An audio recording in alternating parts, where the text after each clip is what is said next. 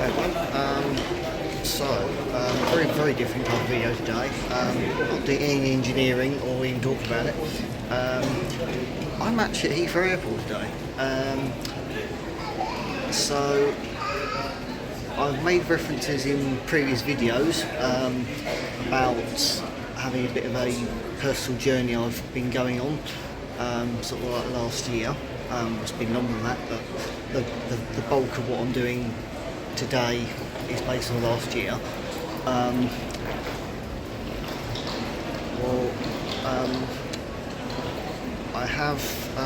was diagnosed with autism a few years ago, and this year I got my diagnosis for complex PTSD, which I was struggling with in addition to autism, but didn't know about it and couldn't work out why, how people actually live their life every day with autism, with the experience I was having. And then it turned out that I actually had all this other stuff going, which is PTSD side of things, but because of the amount of it and how long it went for, it makes it complex because of everything that can trigger it off. But basically, this time last year, I found a psychologist online called Katie Morton, who does mental health videos, and January, February this year, I was at a point where I couldn't actually watch TV programmes, I couldn't listen to music, because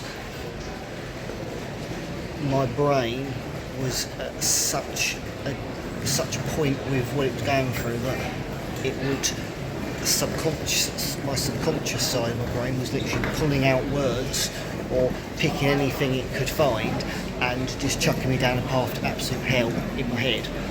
And the result was that I used to have a radio on in my bedroom every morning for a radio alarm clock.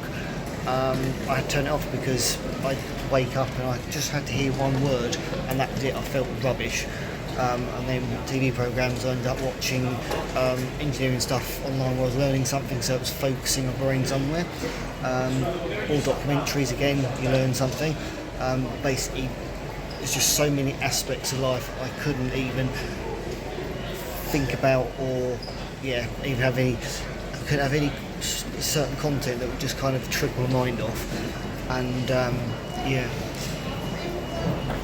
I ended up where I couldn't even listen to the radio in the morning.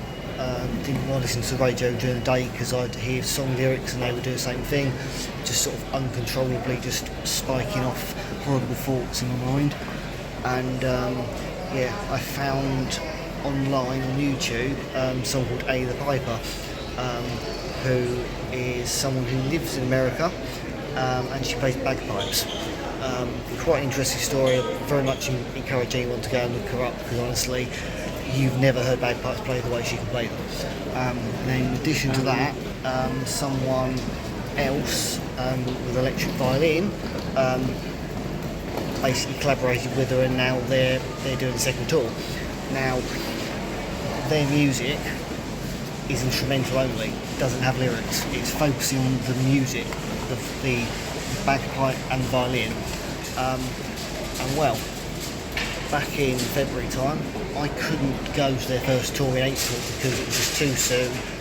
Life was just too hectic. Couldn't even consider the idea of it. But then back in August, they launched their second tour dates, and I decided, you know what, I'm bloody doing that. I'm going to go and bloody do it. So spent about an evening, I think, looking up all the different locations of their tour on Google Maps. A lot of them, and holy hell, America is huge. I didn't realise quite how big it was. I'm going to fly into Charlotte today from Heathrow. And then Monday I'm going to be driving from Charlotte across to Asheville, where they're playing this lovely little shack, which is just my kind of cup of tea. It's not a big place, it's just almost like a little shack type bar in the middle of almost nowhere, it looks like on the map.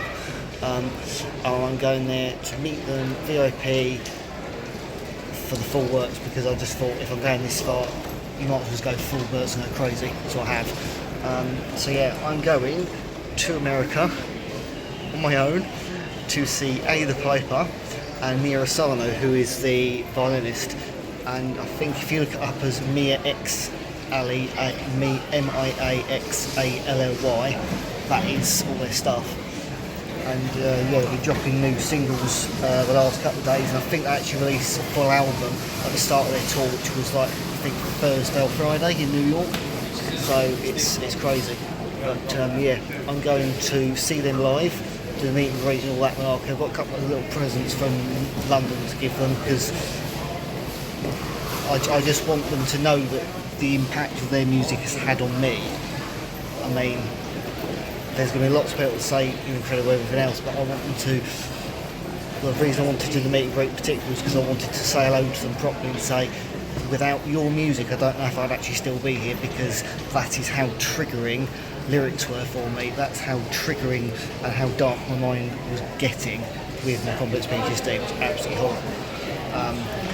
Still is, but I'm now a lot more able to manage it every day, and I've got my things in place to kind of ground myself out, which is essentially keeping yourself present rather than letting stuff in your mind take you elsewhere, even though your body's where you are. So yeah, all fun. So yeah, but there is something else that may or may not be happening, so I'm not going to go too much in detail yet, but yeah, it's crazy times, and some would probably say quite courageous times as well, considering what I've just told you. But yeah,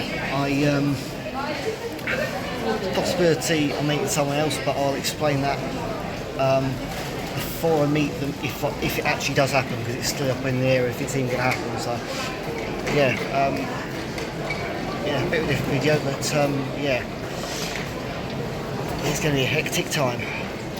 So yeah, I'll hopefully make another video, because I would like to document this so that one day I'm very rubbish that I can look back at myself and say, this is what I've done. And that is kind of what I tend to do if I have a really bad day. I tend to look through my own videos, and I'm sort of telling myself what I can and can't do, which for me is very helpful. So yeah, anyone else out there finds it useful, even better. So yeah, thanks for watching, and hopefully I'll do another video log at some point.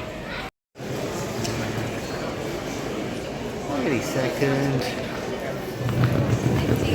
Bingo. So we want to go to gate 120. No, 8.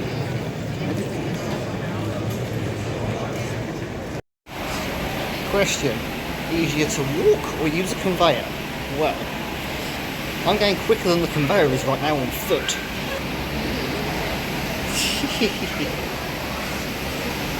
Lanky legs are the winner.